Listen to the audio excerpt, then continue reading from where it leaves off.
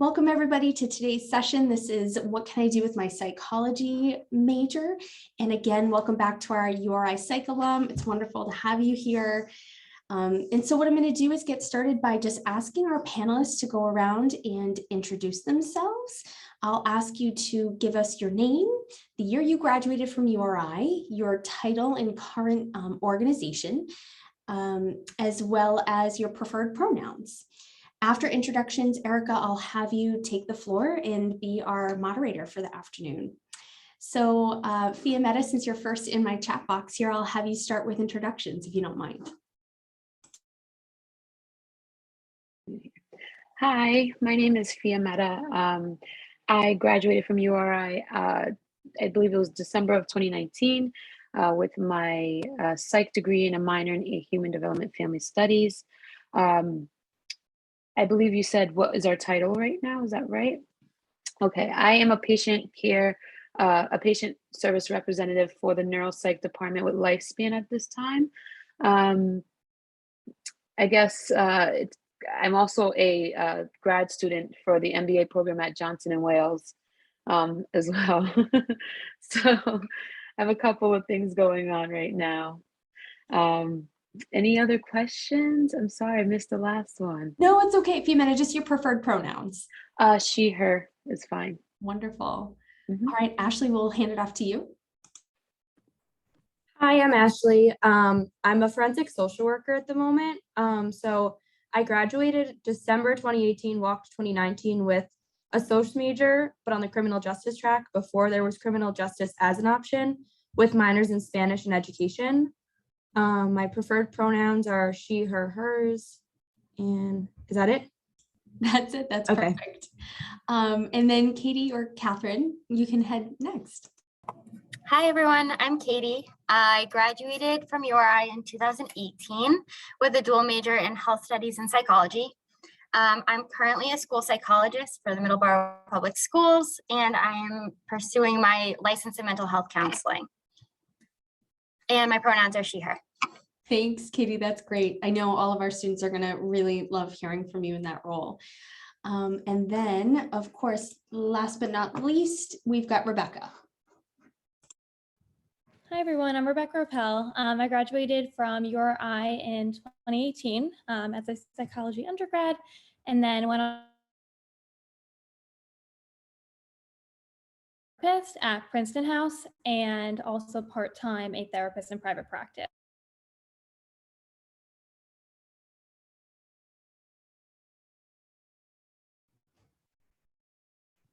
Sorry, am I freezing? Sorry, Rebecca, I think we lost you there. Would you mind repeating it one more time?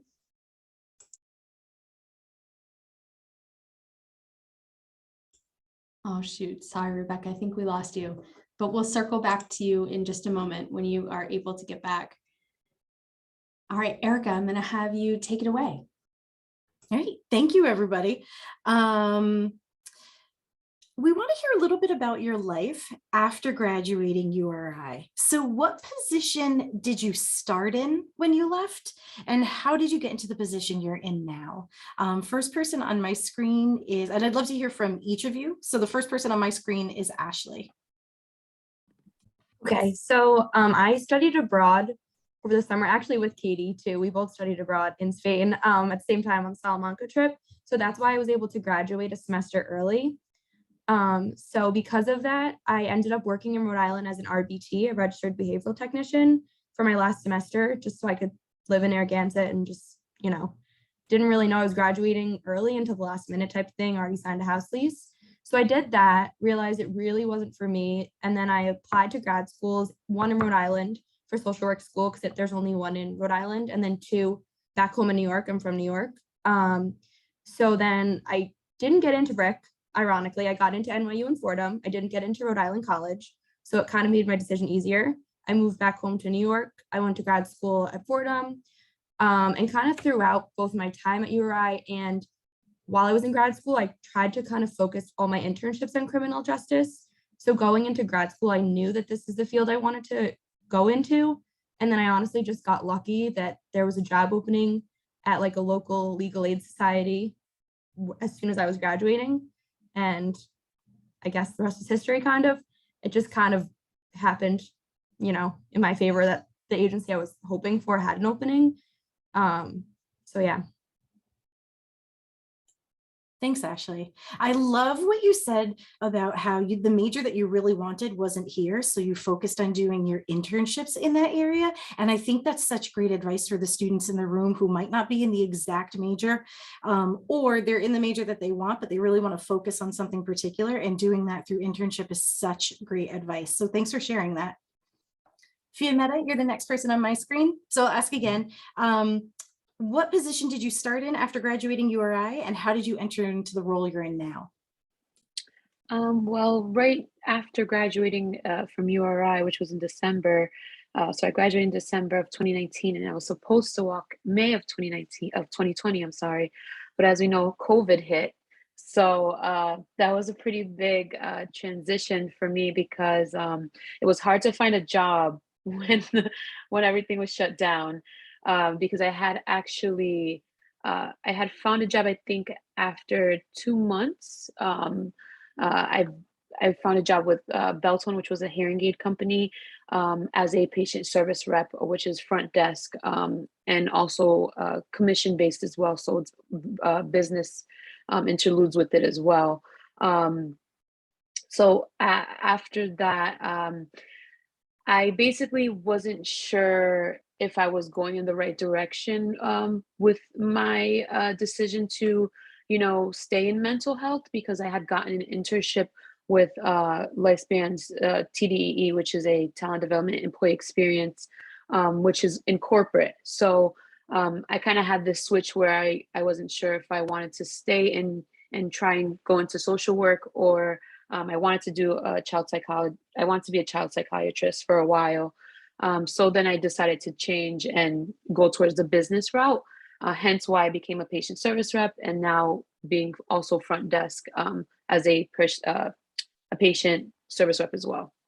So yeah, I guess I kind of had that transition where I didn't want to stay in the mental health field. But what's great about having a psychology degree that a lot of people don't know is that a lot of businesses really love it, because you can work with people and you understand a lot of people. So that's why I'm getting my MBA right now, which is a master's in business administration.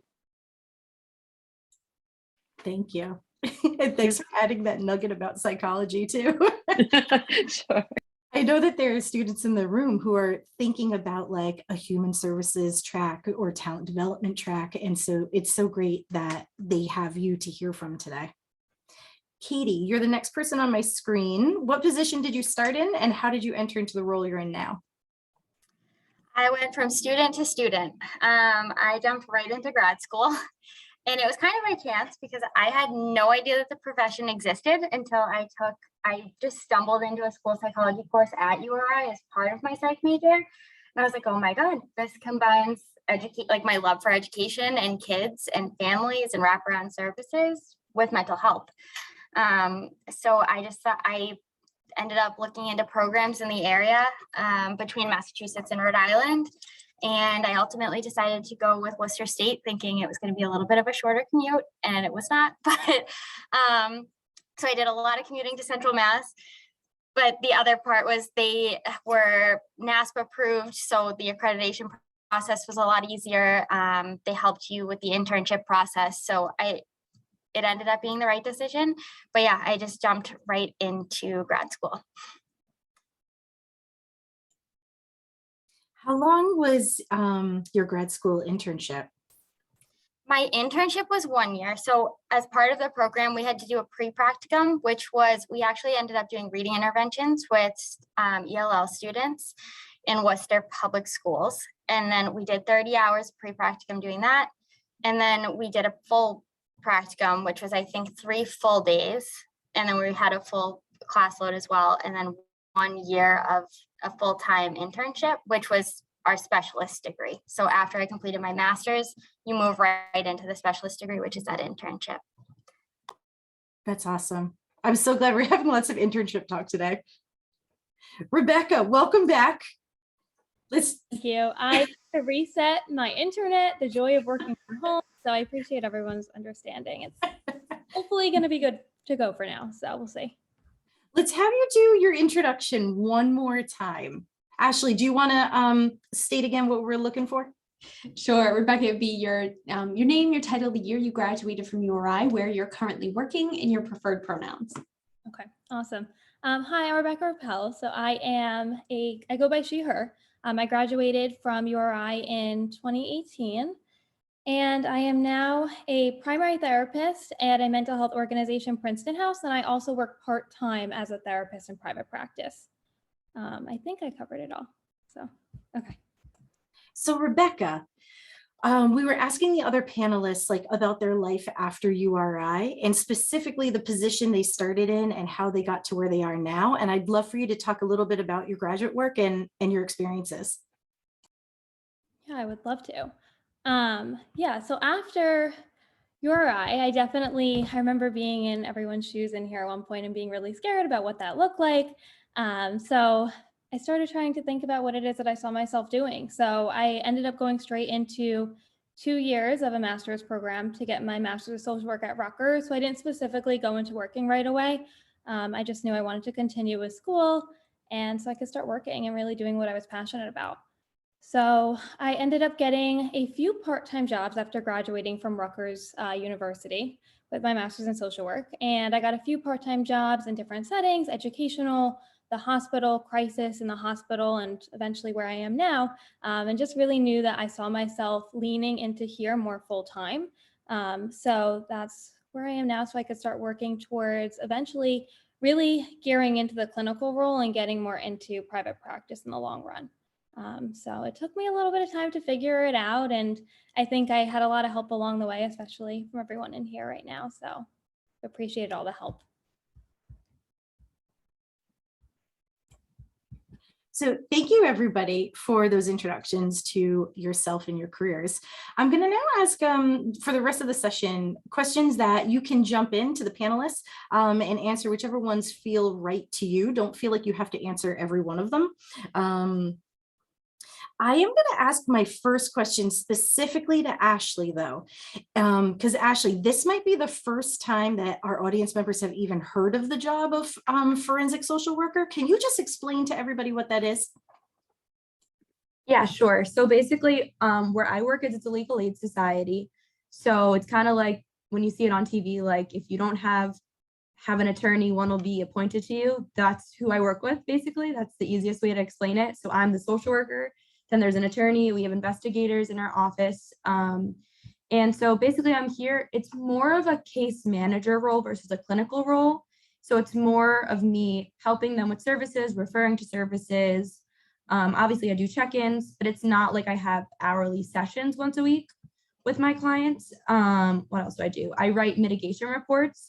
So I'll do like a psychosocial basically about my clients, like their history, things like that. And then I'll write reports to the courts to try and help mitigate their charges and try to get them like a better deal. I go to the jails to visit my clients if they're in the jails, do televisits with them. It's really a role that I didn't realize existed until later in on my way to social work school. When I started talking to social workers, I didn't realize that I could really combine, criminal justice and social work together. And it's something that even in social work school, I don't know if you feel this way too, Rebecca, or if you know much about it, but it's not, at least at Fordham, it was not a highly talked about position. There was no forensic social work classes. The National Association barely has many trainings on it. So it's definitely a role that a lot of people don't really know what it is at all. What do you like about it? I mean, this is the population I've loved working with ever since I interned the first time at a probation department. And so that's what kind of led me into everything. And then what I did is I did Dr. Van Wyck's juvenile justice. I was part of the pilot program of it, where I was like the first eight people to do it. And so that really helped throw me into criminal justice and realize this is definitely the population that I want to work with. I mean, I really like my boss. My supervisor's awesome. My coworkers are great. I really like the fact too, I feel like I was a little bit nervous going into it because I didn't know too much about the law, especially being that I learned it in the state of Rhode Island, not in the state of New York. But I found that the attorneys here are super helpful. Anytime I have a question, they explain it to me. Anytime I don't understand, what it says in our database regarding, what's happening with the court case, I've never really felt like too intimidated, I'd say, except for maybe like my first week here, to like ask many questions. Thank you so much. We really appreciate it. For the other panelists, Fiametta, Katie, Rebecca, I'd love to hear if you feel like sharing some of the things that you find most rewarding in your work, or maybe the things that you find most challenging, or both. Whoever unmutes first can go first. I can go first. Basically, I work frontline with patients. We're called technically the support staff because we work with other psychologists and office managers. So one of the most satisfying pieces for me in my position is that I always wanted to work in healthcare, but to an extent because I have a weak stomach. So I work with a lot of patients that have dementia, Alzheimer's, anxiety, depression, multiple sclerosis, things of that sort, a huge population of memory loss. And I think one thing that benefited me in this position is being able to kind of understand that when in healthcare, especially as a psych student, and as I think every psych student could understand, you can't turn it off. Like, I think people understand that. Like, you can't shut off your psych brain whether you want to or not. So you're always psychoanalyzing people. And the great part about kind of being in the position is being able to tell when the patient has anxiety or is dealing with a constant loss of memory. Even if you tell them the same thing within 2 minutes, they'll forget it within the next 2 minutes. Because of that, and with my psych degree, I also had the minor in human development, but I concentrated on children. I did a lot of practicums where I worked with children. So you learn to just have patience in a sense. And also you learned like over time that although you're getting the psych degree, you have to also want to get it, and it should be a passion for you and something that you actually want to be able to help people with. If that's what, we're all about helping others and learning about people in general. So I think that's what's most satisfying in my position is kind of allowing for someone who's extremely nervous or extremely anxious about being in a 3-hour to 5-hour long test, kind of having a kindness and a patience to read those body languages and kind of just stoop down and just allow them to relax a bit. Yeah.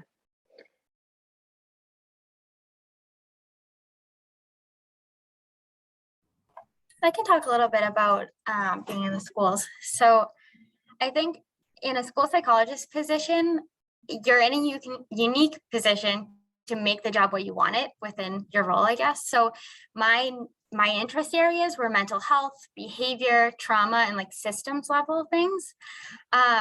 So I've really put myself into that position. I've done a lot of work with finding a universal screener for the district and rolling that out. I work a lot with teachers on classroom-based strategies, and I collaborate with admin and special education and general education.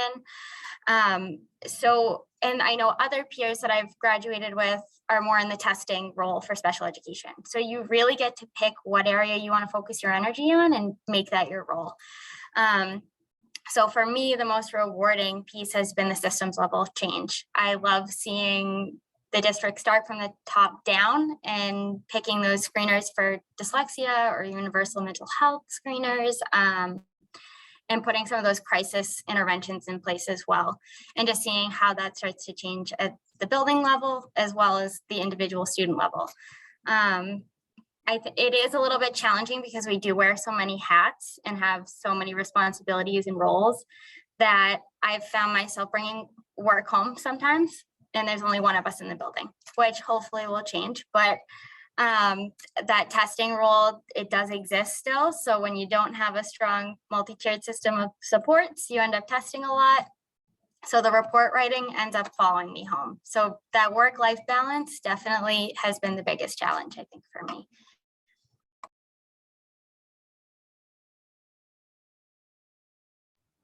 can share next.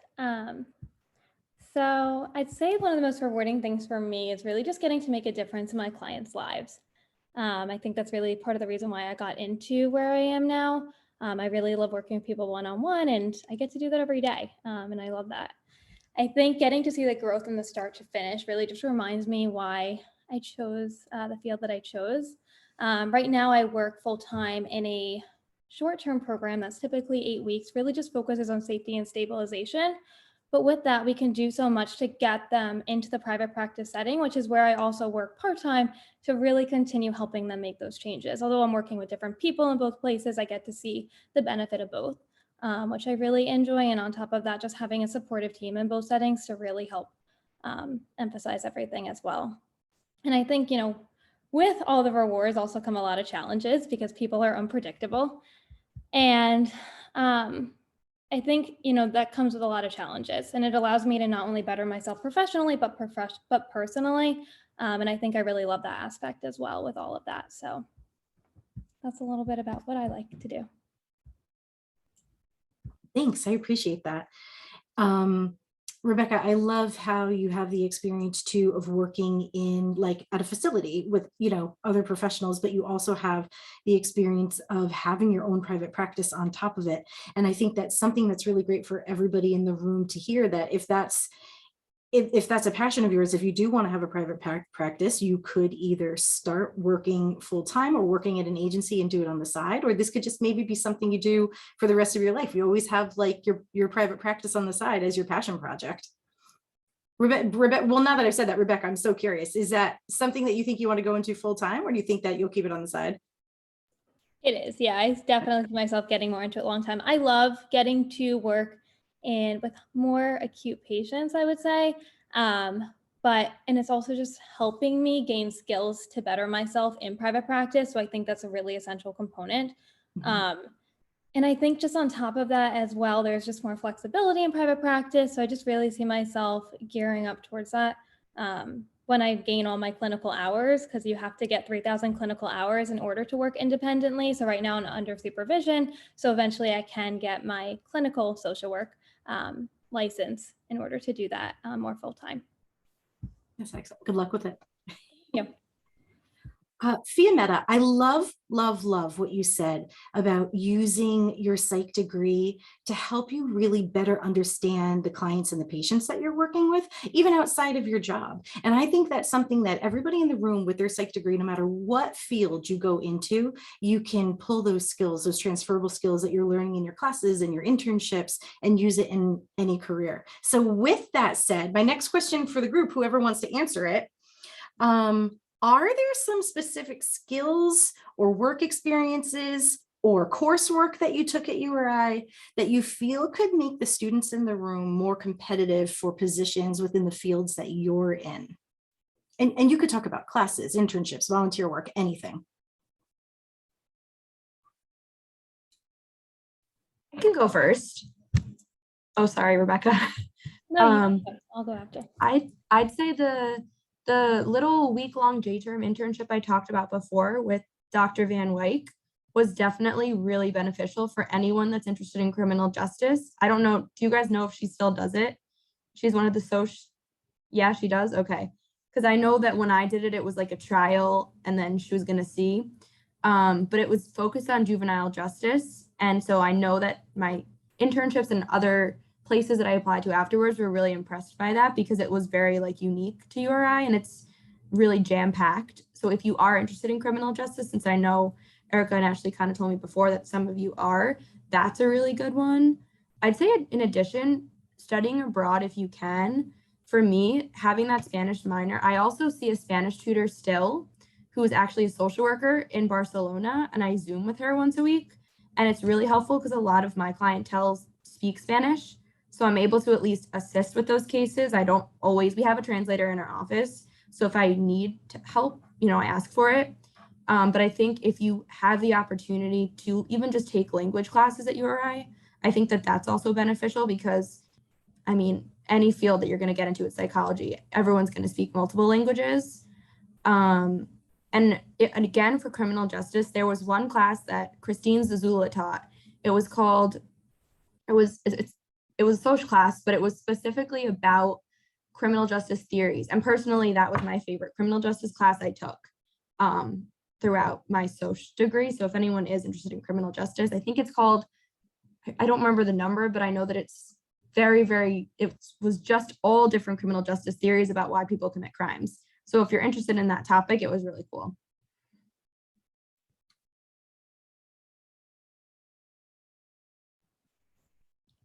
Yeah, so I think similar to Ashley, I really found a lot of enjoyment out of my internships.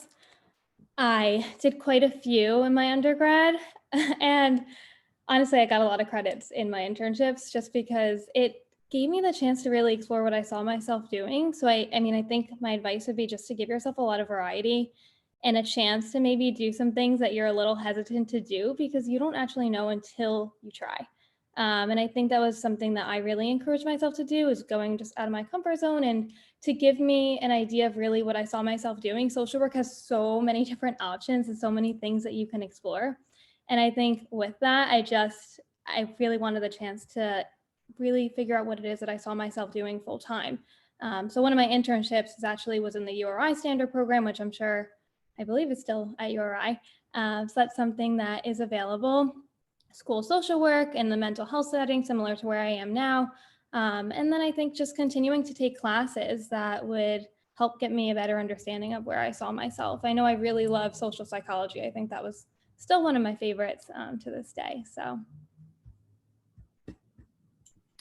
I'm not sure if Fiametta or Katie, if you want to join in on this question, you don't have to, but before we chat some more, I just want to say we've heard so much about internships today, and a number of the students in the class are in Psych 305 right now, which is a class that gives you opportunity to earn credit for internship.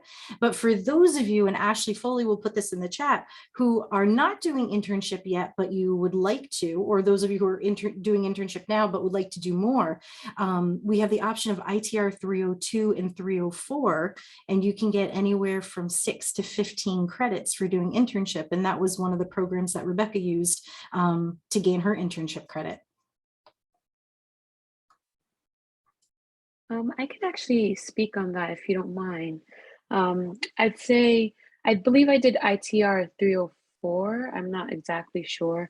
Yeah, Ashley's thumbsing up because a lot of my last semesters were with Ashley, because she was my career advisor, and I all hail to you, to be honest.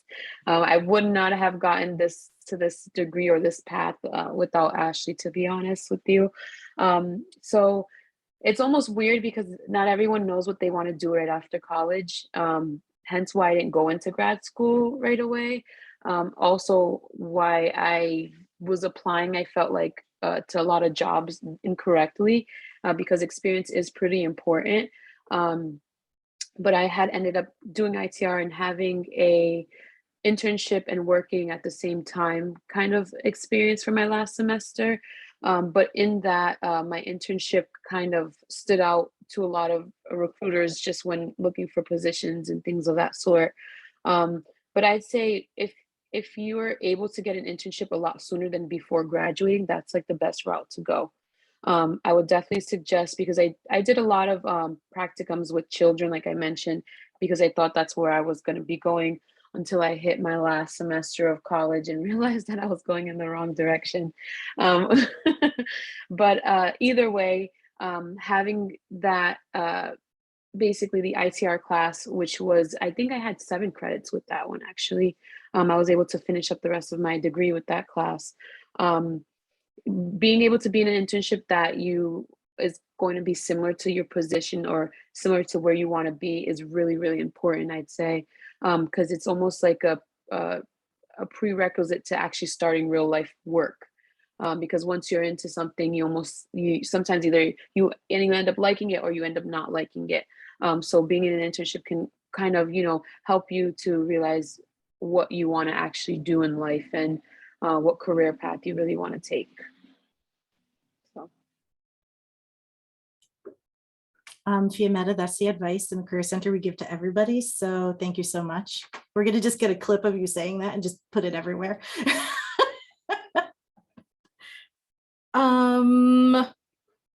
I got so excited about that. I forgot my next question. Oh, you know what? You know, we'd love to know.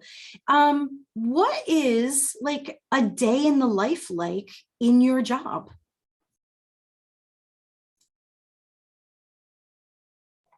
I can go. It's a little unpredictable. Like I spend a lot of my time planning and I don't even know why I bother because it's just I can't plan for anything.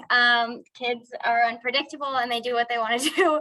So I might end up scheduling an entire day for testing and meeting with teachers and going to meetings and consulting with people in the building, and then there's a student crisis or a student discloses something, or I end up getting called into a classroom, I end up supporting a teacher. So yeah, I would say unpredictable first, but I think in general, I spend a lot of time testing cognitive abilities and achievement. That can vary amongst roles as well. Some psychs only do cognitive testing and social emotional testing. Others do the whole gamut, which I am lucky to do. I spend a lot of time counseling, both individual and group counseling. Mediation between students. I am at a middle school. That is a lot of the time that is spent. I spend time going into the classroom, doing classroom lessons on mindfulness and different types of counseling strategies, do lunch groups.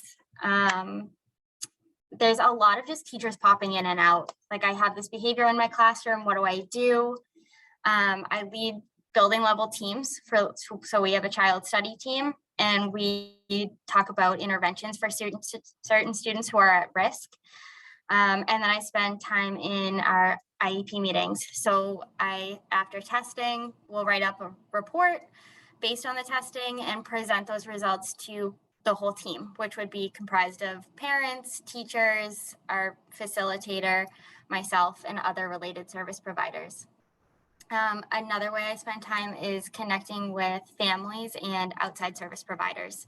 So for kids that I do see for individual counseling, I have some of the more severe cases of trauma, anxiety, a lot of those types of things where we definitely would have outside service providers. So social workers, we talk a lot with DCF, a lot with outside therapists. I just had a Zoom call today with Boston Children's and Dana-Farber because we have a student who has cancer, and it's just the whole wraparound services. So I spend a lot of time collaborating with others as well as getting that one-on-one FaceTime with students.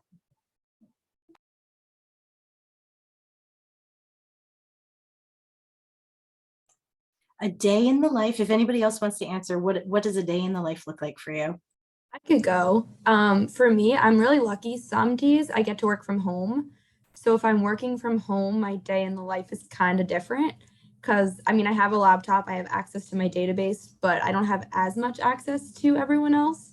So usually the days that I work from home, I try and like read records of my clients that I would be using for mitigation reports, make my phone calls. If I have a televisit scheduled, which is like the system that they use at the jail. So if I want to talk to one of my clients at the jail, I have to use we can't use Zoom. We have to use a very specific system. So I'll do those, like I said, phone calls.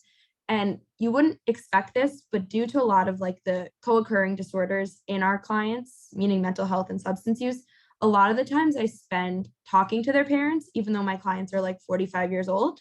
You wouldn't expect it, but I have clients who come here and they have a DWI charge and then their license is taken away. So they have to rely on their parents to drive them places. So that's something that I was definitely not expecting. So I spend a lot of time on the phone is what I'd say. It's also kind of unpredictable like Katie, because I never know who's going to call me. The days that I'm in the office, there could be a crisis. There was one time that my client caused a crisis or was in crisis, but caused a lot of disruption in the office. So I had to come into the office from being at home since nobody knew that client. When I'm in the office, I spend a lot of time in the attorney's offices, talking about the case, talking about what avenue they want to take. We have social work meetings. We try and do a little bit of group supervision if we can, individual supervision with my supervisor. I'm usually like running around the building. That's just how I operate more when I'm in the office. I like to talk. So I'm usually like talking to the attorneys. And then I kind of do my more like paperwork stuff when I'm working from home.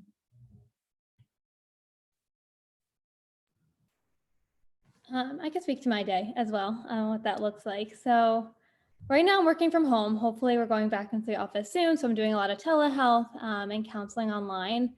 But I mean, same thing will go when I'm back in the building as well. But I mean, so I do a group therapy. That's really the main focus of what I do on a day-to-day, except when I guess I'm in my private practice, that's all counseling individually. But I will also do individual counseling with my clients in the main setting that I'm in, mental health setting. And we'll typically do bi-weekly counseling sessions with them to help alleviate some of their concerns within group and program, and also just working and helping them get them towards their goals. So we'll be doing a lot of counseling in that way. And then honestly have a lot of team meetings. I think it's really important to be able to rely on your team. So we have a lot of meetings just to support one another and also helping to work better with our clients. But I can definitely assure you that I never get bored. So it's always an adventure. Can I add to this? Because she mentioned something, Rebecca mentioned something that also happens a lot in my office. We do a lot of team meetings weekly, and sometimes I'm like, another one, not another one. But a day in the office for me is the phone never stops is kind of how I like to say it, especially on a busy day. A lot of times I'm getting phone calls from patients that I've already spoken to earlier in the morning or the day before, just because they've forgotten that they've already spoken to me. A lot of times I'm kind of also dealing with other providers, offices who are looking for referrals, sending referrals. A really big thing at my office too that I never knew about until I started working there is that we work a lot with immigration. We do a lot of interpreting services at my position as well. In order for me to contact or speak with a lot of our patients, I have to use interpreter service through the phone, calling interpreter service, then speaking with them. A large population for us is Spanish speakers. And unfortunately, right now, we're not even scheduling them for neuropsychological testing because we're changing our protocol. And right now, we're on a 4 to 5 month wait basis. So it's a lot of, it's 4 to 5 months, but it's almost like 6 to 7, which is very short for the hospital, apparently. But it's really difficult because a lot of patients feel as though their case is urgent, which every case is urgent, because a lot of these patients have a lot of other diseases that they're dealing with other than psychological ones. But like I mentioned, a lot of my time is spent through requesting interpreters, a lot of things of like, hunting down paperwork and speaking and networking, and a lot of relying on your team to kind of, fill in certain holes. A lot of times we deal with patients that come from criminal backgrounds as well.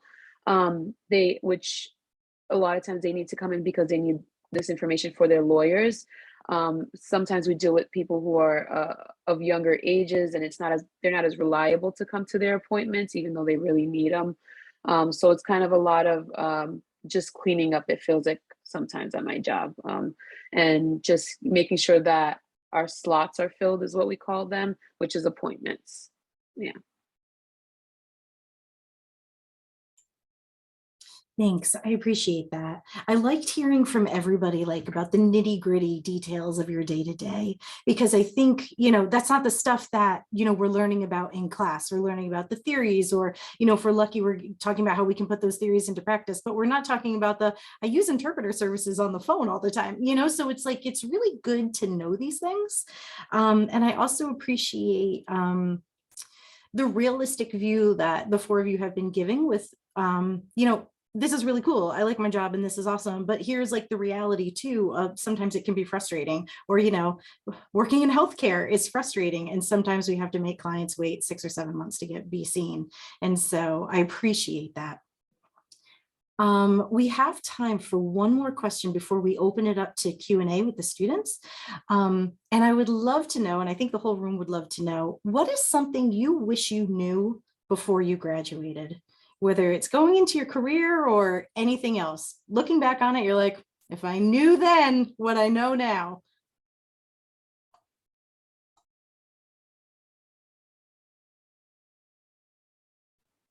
I can go.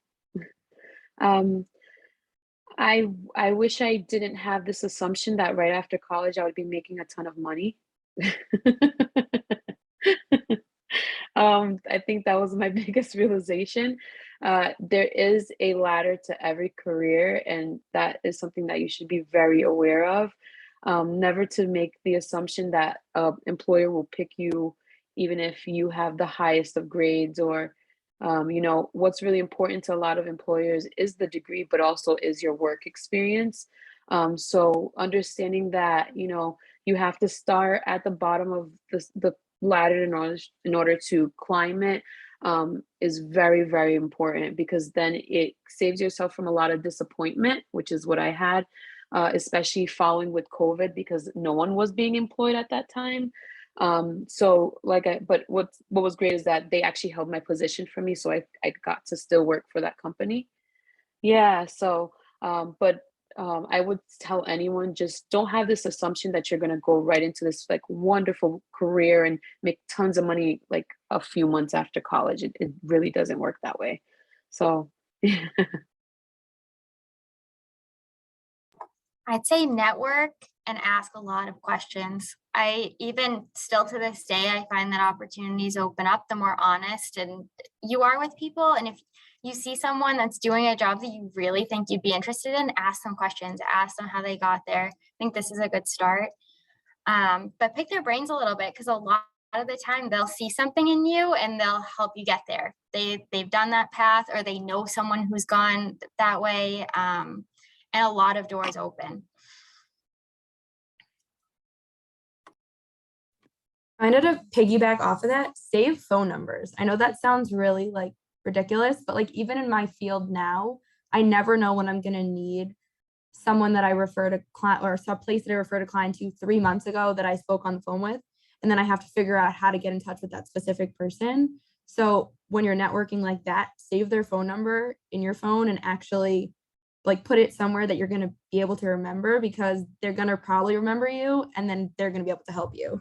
Because that's happened to me so much where I call them up 3 months later and I'm like, well, I got another client for you. And then it really just helps to, at least I've found that if there is a list, at least maybe there's something that I could do to try and help alleviate what they have to do to try and help them go up the list a little bit faster. Like a lot of times for me, since my clients are in the jail, we get to do the intake paperwork just to kind of alleviate that process and try and help the list, like the laundry list of people go down a little bit. So save those phone numbers. And I think just kind of echoing off of what everyone else said as well. I didn't realize how much variety there was in social work until I got into school, and there really is so much you can do. So I think I went in with this game plan of exactly what it is that I wanted to do, which was great. It ended up that way. But I didn't know that there were other things that I could also explore. So I think that would have been cool if I had the opportunity to explore that a little bit and see what that was like. And just to add to what Rebecca said, when you pick a career, that doesn't mean it's the be all end all. Like I got into school psych and I got my degree. And then I realized with my degree, I have all of the credits to go get my license in adjustment counseling, or I have all my credits to go get a license in mental health counseling and do private practice or private testing. Like there's so many opportunities in that one degree. Just kind of explore them a little bit because now I'm going to work towards something else while doing this too. To that too, like another example is I'm really interested in policy work, which is something that not a lot of people realize as part of social work school. And my bosses have asked me, what is something else that, we could help you learn about? And I've always said policy and grant writing. So they now told me anytime I have extra free time, not that I really do, but if I do, look up some policies and we'll teach you how to write a grant. So it's like also kind of like what Katie was saying before too, like ask those questions and see if someone is willing to help you learn how to do that, because just another skill for me to add to my resume one day if I wanted to leave this part of social work and go towards policy. That was fantastic advice and very good storytelling throughout. This has been very fun. We are now going to open it up to student questions.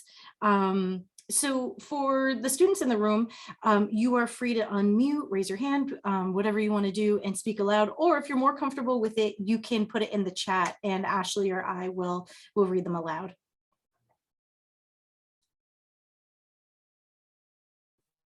I have a question. My name is Shira. My pronouns are she, they. And I have a specific question for Katie, because I know that you left undergrad and went into master's right away. And that's something that I'm very interested in as well, just because I personally feel like a gap year wouldn't benefit me as much. It benefits others much more as well. But what was one of the hardest things to adjust to, knowing that master's school and undergrad are, very different, and master's school is more applicative. You have to apply more of what you've learned in undergrad. Well, just to start, you knowing that now, you're already ahead of where I was, because I started my master's program and I was like, oh my gosh, this is nothing like undergrad.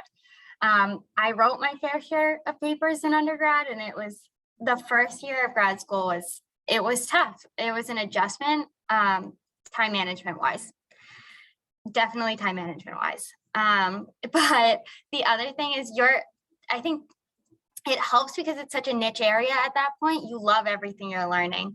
Like, I think it was because I wanted to learn absolutely everything about it because I loved it. I was like, oh, this is the first time where I don't really have to take a class just to fulfill a credit, or like, this is all stuff that's going to apply to what I'm doing.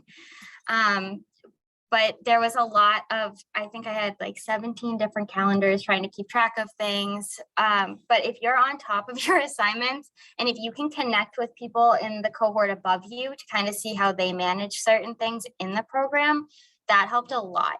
Because those people that went through those classes the year before and had a good handle on what the program looked like, they're going to be your best friend. They're going to have the most information for you.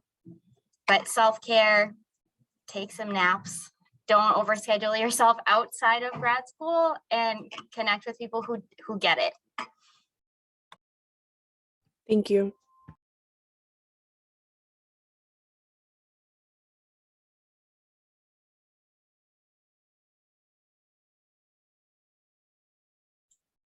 As we're waiting for, Juan Carlos, please go. Yeah, so question for Katie is, my name is Juan Carlos, so anyways, so my question for Katie is, like, how long did it take for you to go from grad school to finding a job as a school psychologist? It was 3 years. So they told me at the beginning of the program that we had 100% job placement rate. So they were pretty much like, once you're done with this program, you're going to get a job. There's a shortage of school psychologists. So jobs were opening up in March of my internship year. I'm trying to think. So I started applying mid internship year. So went the 3 years through and then applied and got the job.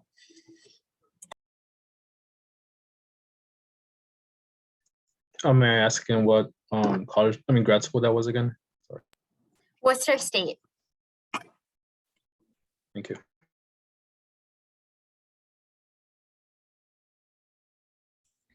I just wanted to say, Katie, thanks for that comment on, being able to focus on school psychology as a program, but that it could still open up a lot of opportunities for you. A lot of my students and I have these conversations of, should I go for social work? Should I go for counseling? Should I go for school psychology? Should I go for guidance counseling? And my answer is, we got to look at the program that offers you the most opportunity. If you're looking at Bridgewater State, does that allow you to go in these different areas and focus in these different areas? And because grad school is so focused a little bit more than undergrad, I think it's nerve-wracking trying to pick a program, being scared that it's going to put you just in this one bucket, in this one career path. And so it's really great to hear that that school psych degree was able to open up a lot of other doors for you as well. It definitely did. The only thing I would say in terms of the state-wise, if you know where you want to live eventually and get a career, it might be a little bit more beneficial to attend a grad school in that state for licensing purposes. But if you go for your national certification of school psychology, it makes it easily transferable between states. But just, you'd have to check on those states to make sure what the accreditation process is. But otherwise, it was pretty easy.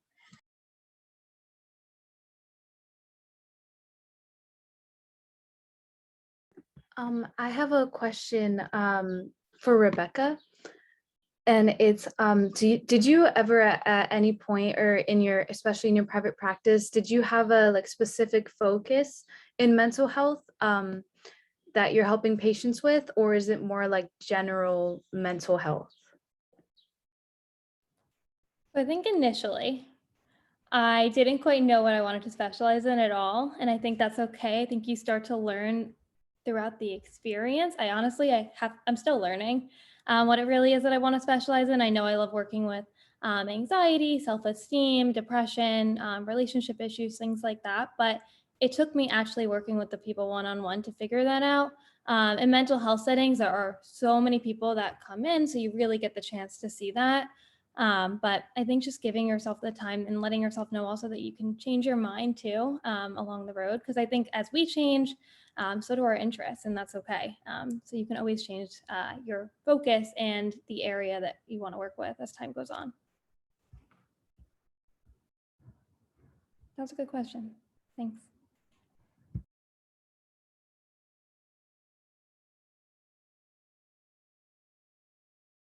I'm looking at the time. We might have time for one more question.